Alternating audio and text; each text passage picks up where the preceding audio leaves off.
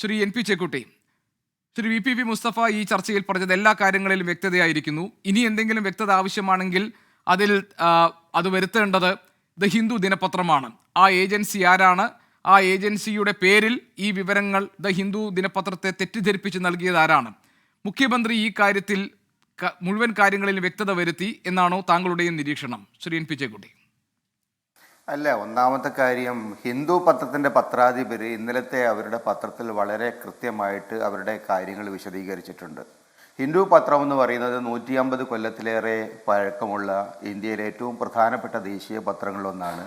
അതിൻ്റെ പത്രാധിപർ എന്ന് പറയുന്നത് വളരെ പ്രധാനപ്പെട്ട ഒരു ദേശീയ പദവിയാണ്. അപ്പോൾ ആ പത്രാധിപർ സ്ഥാനത്തിരിക്കുന്ന ഒരാൾ ഒരിക്കലും സത്യസന്ധമല്ലാത്ത ഒരു കാര്യം പറയില്ല.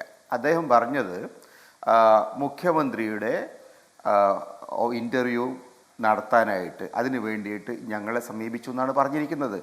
അതിന് വേണ്ടിയിട്ട് ഹിന്ദുവിൻ്റെ ലേഖിക മുഖ്യമന്ത്രിയെ കണ്ടു.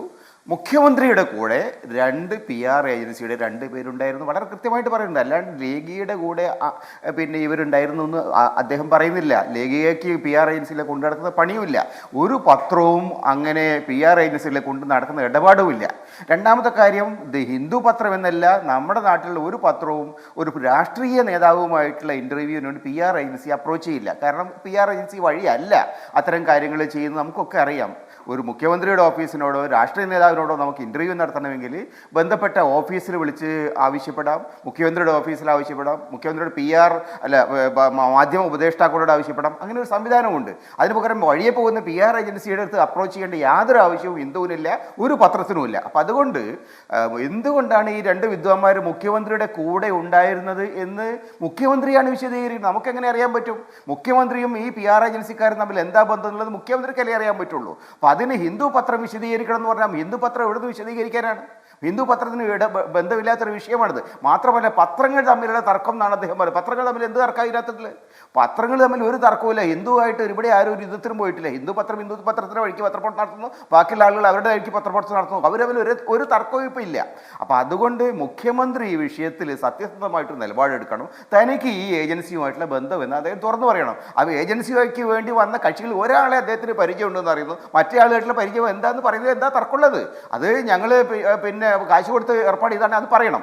അങ്ങനെ പറയുന്നതിൽ എന്താ തെറ്റുള്ളത്? മുഖ്യമന്ത്രിയോ സർക്കാരോ സ്വകാര്യ ഏജൻസികളോ ഉപയോഗിക്കുന്നതിൽ പിന്നെ ഞാൻ കുറ്റൊന്നും കാണില്ല. നേരത്തെ സുബ്രഹ്മണ്യൻ എന്ന് പറയുന്ന വ്യക്തിയുടെ ഇടപെടലിനെ കുറിച്ച് മുഖ്യമന്ത്രി പറയുന്നുണ്ട്. പക്ഷെ അത് ഏതെങ്കിലും ഒരു ഏജൻസിയുടെ പ്രതിനിധി എന്ന നിലയിലല്ല, വർഷങ്ങളായി ബന്ധമുള്ള ഒരു CPM നേതാവിന്റെ മകൻ എന്ന നിലയിലും കാലങ്ങളായി പരിചയമുള്ള ഒരു വ്യക്തി എന്ന നിലയിലും ഈ ഇന്ത്യക്ക് പുറത്ത് ഇത്തരം അഭിമുഖങ്ങളിൽ ഈ സാധാരണ നിലയിൽ അങ്ങനെ പറഞ്ഞു കൊടുക്കാറുണ്ട് എന്ന അനുഭവത്തിനെയും ഒക്കെ പുറത്ത് സംഭവിച്ചു എന്നാണ് മുഖ്യമന്ത്രി പറഞ്ഞത്.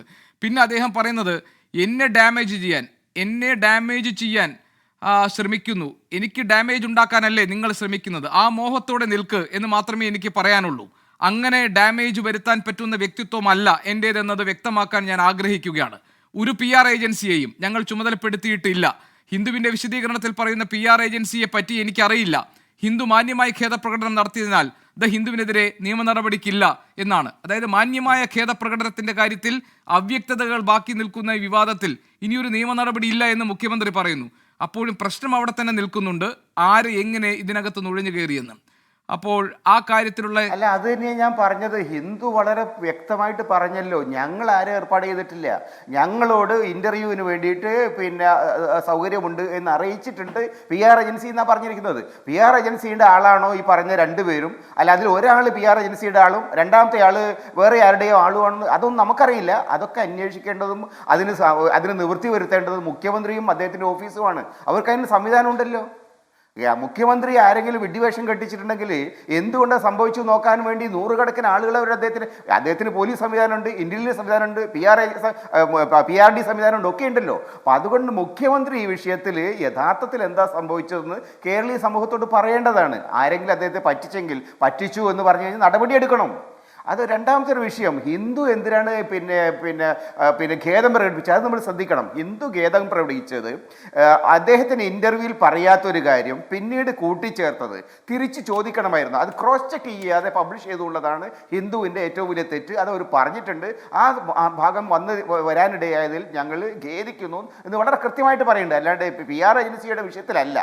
അത് യഥാർത്ഥത്തിൽ അതിന് ഒരു കാര്യം കൂടി ചോദിക്കട്ടെ ശ്രീ എൻ പി അതിന് ജോക്കുട്ടി. വഴങ്ങിക്കൊടുത്ത അതായത് ഒരു ആളുകളാണ് അത് പി മറുപടി ആർ പറയേണ്ടത്. ഏജൻസിയുടെ ഇടപെടൽ മൂലമാണ് മുഖ്യമന്ത്രിയുടെ അഭിമുഖം ഹിന്ദു നടത്തിയതെങ്കിൽ ആ പി ആർ ഏജൻസിയിലെ ഒരു പ്രതിനിധി രേഖാമൂലം ആവശ്യപ്പെട്ടതനുസരിച്ച് ഇങ്ങനെ ഒരു ഉള്ളടക്കം അവരുടെ അഭിമുഖത്തിലേക്ക് കൂട്ടിച്ചേർക്കുമ്പോൾ അവർ നേരത്തെ തന്നെ ഈ ഏജൻസിയുടെ ക്രെഡിബിലിറ്റിയും ഈ ഏജൻസി മുഖ്യമന്ത്രിക്ക് വേണ്ടി പ്രവർത്തിക്കുന്നതാണോ എന്ന കാര്യം ദ ഹിന്ദു പോലൊരു ദേശീയ ദിനപത്രം സ്വാഭാവികമായി ക്രോസ് ചെക്ക് ചെയ്തിട്ടുണ്ടാകില്ലേ? അങ്ങനെ അല്ലാതെ ഒരു പി ആർ ഏജൻസി വഴി മുഖ്യമന്ത്രിയുടെ അഭിമുഖം എന്നതിലേക്ക് ഇത് ഹിന്ദു പോലെ ഒരു പത്രം കടക്കുമോ? താങ്കൾ നേരത്തെ സൂചിപ്പിച്ചതുപോലെ.